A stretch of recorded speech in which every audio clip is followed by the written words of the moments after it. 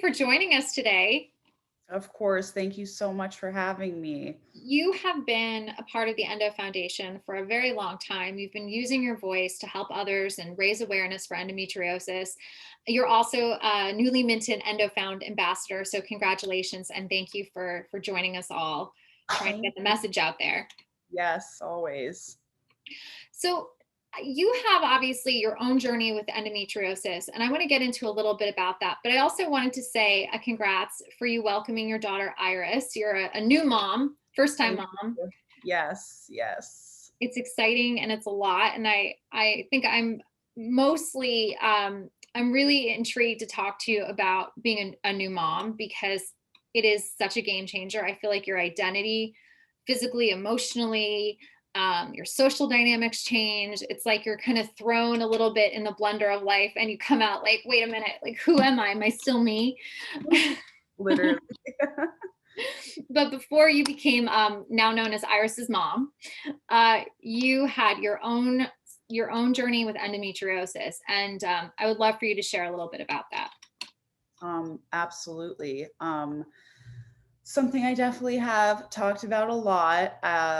It's just such a tough journey, and my biggest motivation for being open about it is because no one really talks about it, or they, haven't historically, because, women's health, always an issue. So I just, when I started going through my journey and experiencing pain and, all of the depths of my endo journey, I just always said to myself, this is something I'm going to be open about and talk about, because I can't imagine going through this alone and going through this and not having anyone around me understand. I was actually really lucky. I got introduced to Dr. Sechkin through my sister-in-law. So we were, going through it at the same time. And I didn't know at first that she was, and then she opened up to me about it. So that, was nice to have someone close to me go through the same experience, because I don't know anyone else that has endo. So that's how I was connected with Dr. Sechkin and with the foundation. But my personal endo story is not necessarily the most classic story. I didn't have, pain or really any symptoms growing up or as a teenager. And it wasn't until I was 22 that I just woke up one day in the most excruciating pain during my period. And from that day on, it just every month got worse and worse and worse. So I asked my GP, who mentioned endometriosis, and I knew what it was because I have some relatives and cousins with it.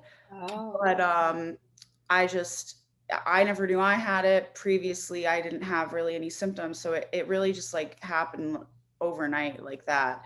So yeah, it was pretty crazy. And I started seeing a couple of doctors. And as I said, my sister in law, she introduced me to Dr. Sechkin. So I'm actually really lucky I met him, within a pretty short window. Obviously, most women go through like most of their life not even finding a doctor who understands endo or believes in endo or whatever mhm.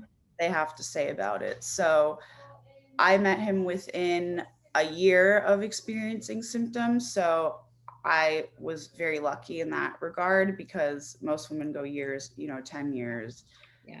multiple surgeries. So he did my first surgery. We actually had our surgeries a week apart. And he's obviously the best.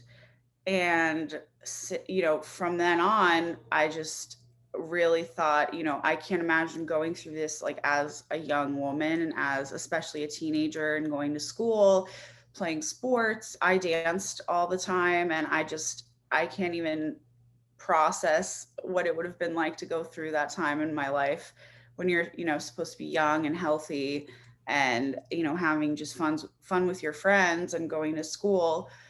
So that's really what has motivated me to be open about it, because being, a young girl or young Mhm. woman, and that's already hard enough. I can't Yeah. imagine having to go through that young. I don't know how I would have handled it. It just seems impossible. So that's really, what has motivated me to just be open and try to, even just if a conversation I have with someone makes them feel, like they have someone to talk to or someone who understands, I think that's the most rewarding feeling for me.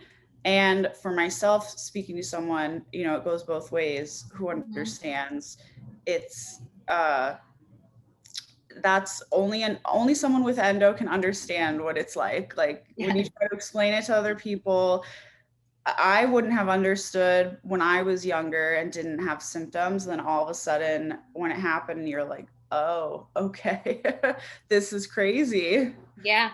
Yeah. And I feel like even within our like own little community we've kind of created. I know I've written you questions because Yeah, I'm just like, what have you ever had this before? Do you ever feel this way? Because I know that doctors are great, but unless they have endo, they don't quite get what you're saying. I mean, not they do, but it's different. It's a right. different understanding for sure. Yeah.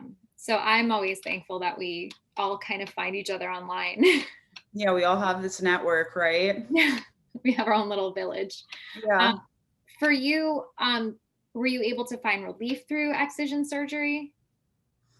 I did. I still, before I was pregnant, after I was pregnant, getting my period, it's still definitely, of course, up and down, right? It's not Mhm. something that fully goes away, but I'd say a big chunk of my discomfort and pain, that kind of took it to the next level of pain. That was a lot more unmanageable, even with medication and a lot of different areas I had pain, like my legs and my hips and my back, like the nerve pain.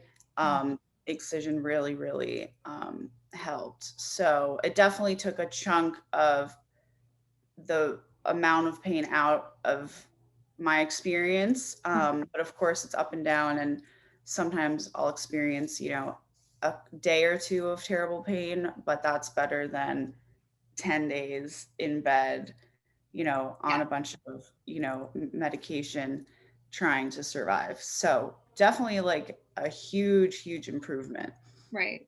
The like trying to survive is, I think that's where so many people end up, where they lose days and weeks and months of their life, just trying to manage that debilitating pain. But I once spoke to a doctor here actually in EndoTv, and she was saying that patients have to have realistic goals. That if Yeah. they've lived with chronic pain for 10 years and haven't had any treatment for it, sometimes surgery will get rid of the pain and they'll be great and they will think they never have endo again. And then other people kind of fall into the category of, I'm out of the debilitating severe pain that I couldn't function, but I still have like a tough time with the pain, but it's manageable. Yeah. That's what I So would agree with. yeah. And once in a while, things get out of whack. And even before I was pregnant, I was having some issues with pain and cysts. So it's always up and down. But like you said, like the majority of the extremely debilitating pain is much better. Mhm.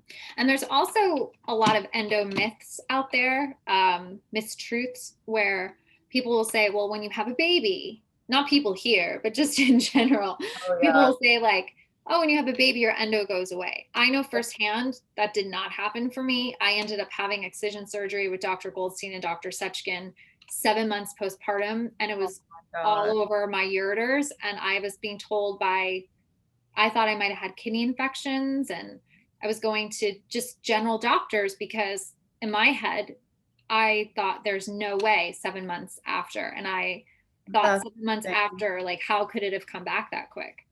I haven't had surgery, but I had a similar experience. Like as soon as I weaned breastfeeding, 2 weeks later, period back.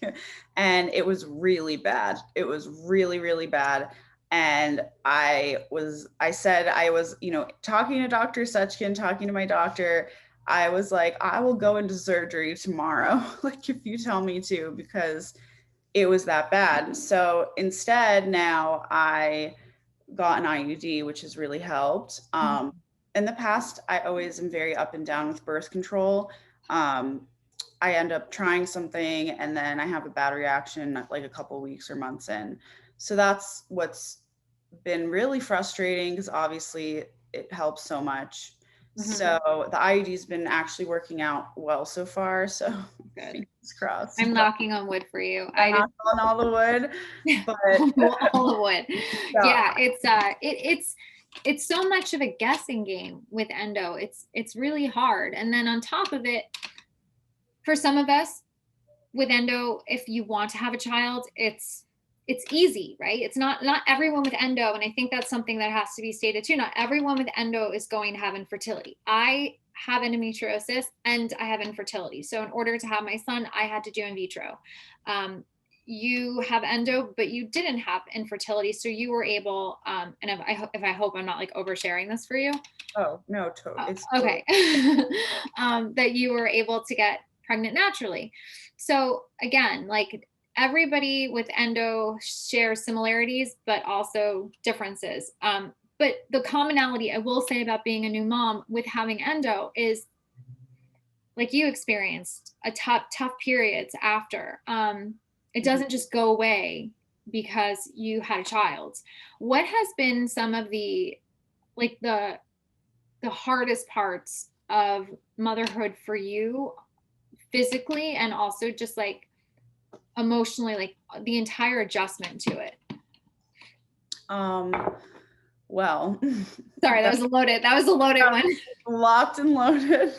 I would say that emotionally, the pregnancy part was harder for me. I just never felt myself like in my head. And I really had a hard time. And I felt like every day, obviously not in a pain way, but I was just in survival mode. Like, okay, like another week down. Okay, another month down. Okay, another trimester down. Because it was crazy. Besides COVID or anything like that, which of course was a huge boulder on top of it, Yeah, really just top off the experience. But I just was never myself. I experienced a lot of pain pregnant. I think probably a little bit more or a lot more than normal. I had like a really bad issue with my like rib cage, and it was really painful. I just felt like every time people would tell me, oh, it's going to get better, it's going to get better, oh, the second trimester, blah blah blah, I was just stayed right here the whole time, just going through it. And as soon as Iris was born, literally within an hour, Andrew, my husband, turned to me and was like, you seem totally back to yourself. Your personality is back. Like, you're like laughing. I mean, of course, I'm happy I had my baby and super excited. But beyond that, he was like, wow, that's crazy. And that's what it felt like. As soon as she came out, like my brain turned back on and I just felt myself. So that, just speaks to the hormonal side of things, how crazy they were for me. Postpartum, though, emotionally, it was draining and exhausting, but I didn't, the pregnant part for me, like anxiety and depression and not feeling myself was worse. Physically, I mean, like I said earlier, I'm used to being like really fit and strong. And, of course, going through, bumps in the road with endo and having periods of not feeling that way. But I'd say in my entire life, postpartum, the physical experience was way more intense than anything I'd experienced. And not even like the 6-week healing period, right? That would, pretty smoothly and, wasn't terrible and pretty standard. But beyond that, which I feel like people also don't talk about, like, oh, in 6 weeks, you're good to go. Like, get to the gym and, do your Pilates and you're, fine to just go, be 100% back to yourself. And it's like, whoa, that is not the case. On top of, you know, being exhausted and having a newborn, it just, you know, my hips, my back, my feet. I still have a lot of issues with my feet. I slowly, you know, started working out, not even focusing on how I looked, but just I needed to do like PT based exercises for my hips and Mm-hmm. for my feet because I was in so much pain. Um, And so that was pregnancy related. yeah, and after, Okay. you know, just the whole thing, Yeah. hormones, the expanding and not going kind of back. Like I felt like my hips really, like when I was really early pregnant, really got wide. And then postpartum, I could feel like every couple weeks, like in and in and in. And it was so painful, like beyond. So, which is, you know, amazing, right? Which Like is your amazing, but it body also is like, yeah. not fun. So, No. you know, of course, it's worth it. You have your baby, but people try to make you feel better about it and say stuff like that. Oh, you have your baby, like it's worth it. Oh, it's so amazing. It's, you know, beautiful. You'll get back to yourself. And I know they're not trying to discount the experience, but sometimes you just want someone to say, "Oh, it's okay. I know it's, you know, you're in pain and it sucks." Like, and Yeah. that's it. Just That's like end it. the sentence. Like That's it. Because that. anytime there's, yeah, like there's a qualifier with it, like, well, you have your baby, it's like, it almost is an inherent, like it's inadvertently guilting you.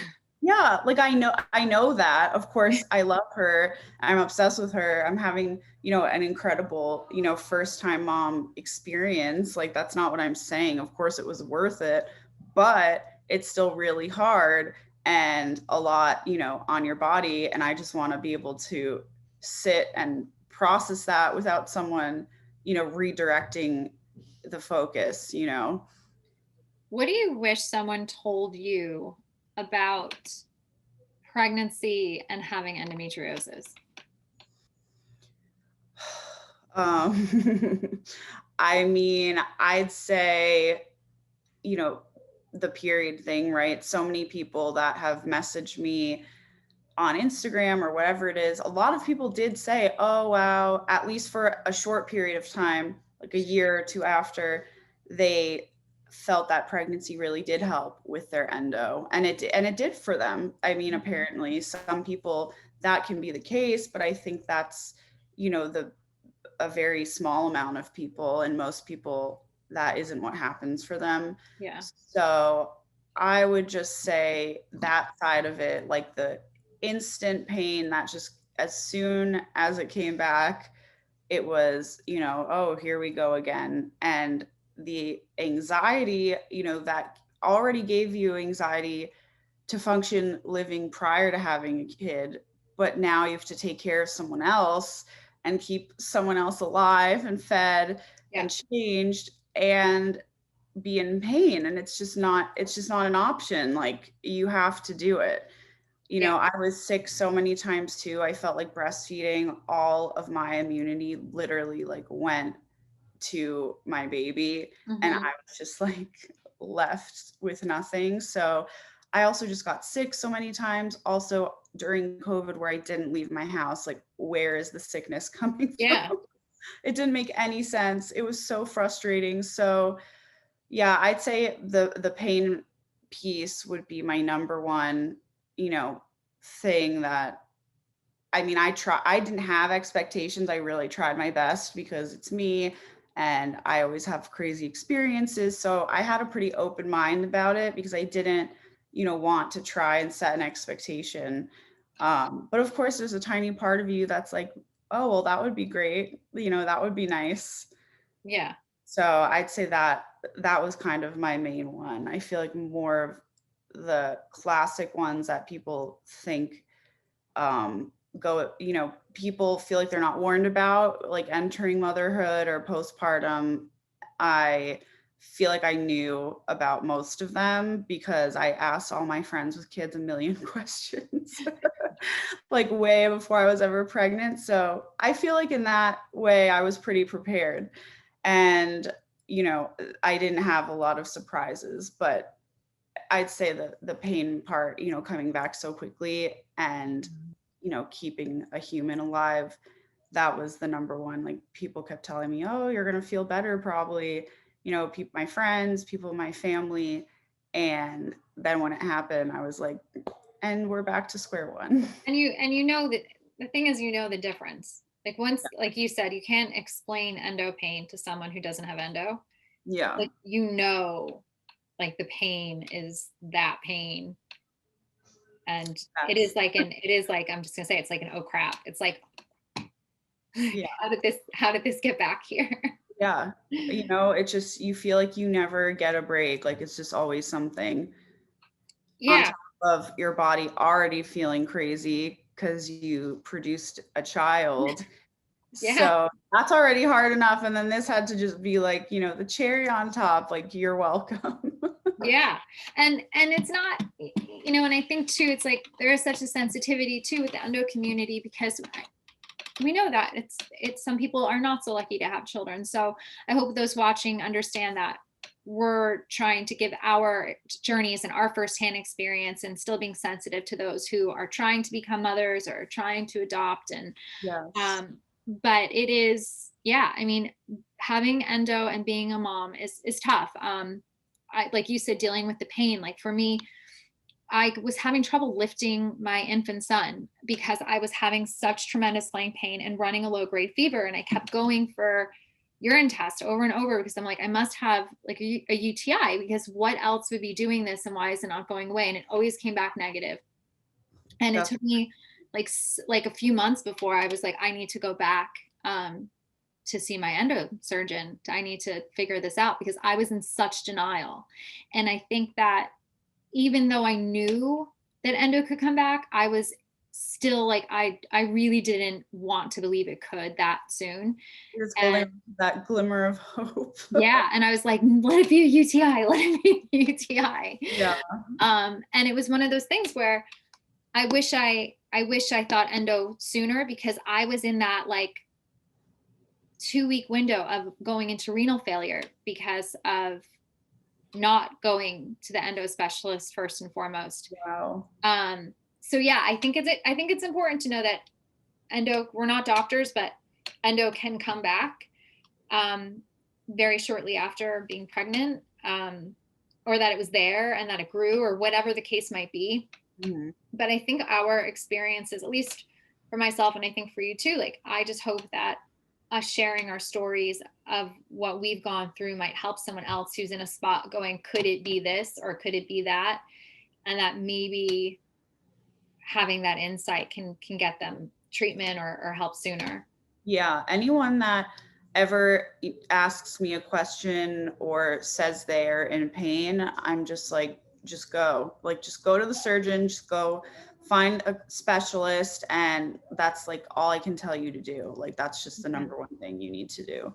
Yeah. And regardless of how you become a parent, like, if you do adopt or, go down a different avenue, you still will end up at some point taking care of your child and not feeling well. Yeah. Like, it doesn't matter how you got there, at some point you will get your period back, or, it didn't leave, and you're going to have to take care, probably of a baby or young child while in a lot of pain. And, it's really rough. I think maybe emotionally that was a big anxiety I've had, is how am I going to keep doing this? How am I going to, she's going to get bigger. She's going to be running around.